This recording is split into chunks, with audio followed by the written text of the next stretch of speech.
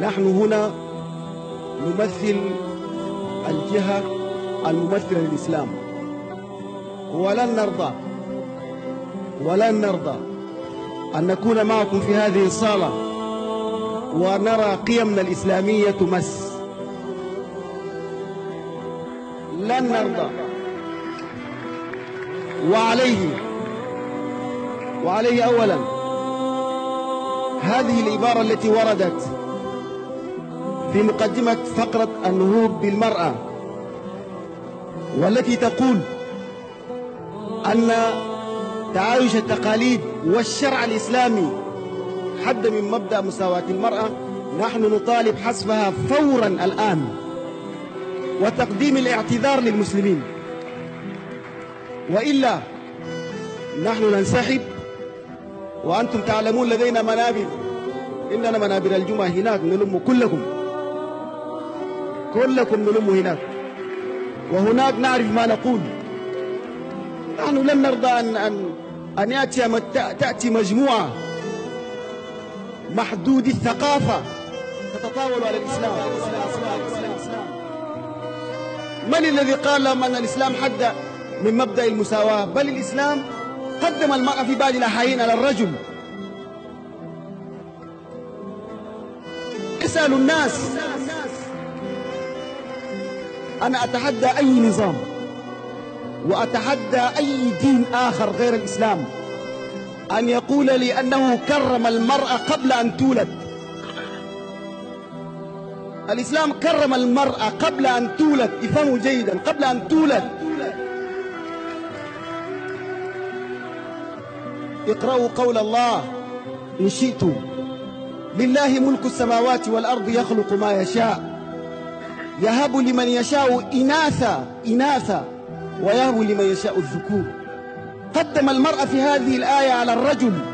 قال العلماء: ما قدم الله سبحانه وتعالى الإناث على الذكور في هذه الآية إلا أنه يريد أن يشير على أن الإسلام كرم المرأة، لأنه قبل مجيء الإسلام أن الشخص إذا ما رزق بمولودة بنت يغضب،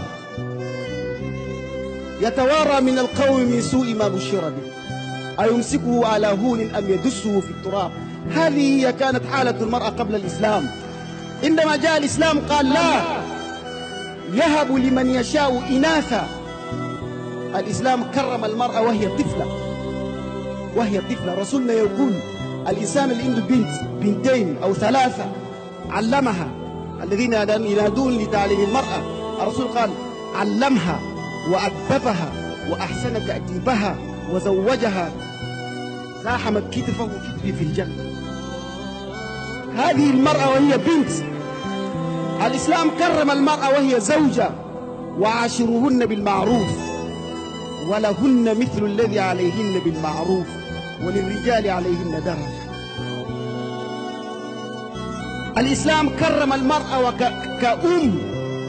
كأم.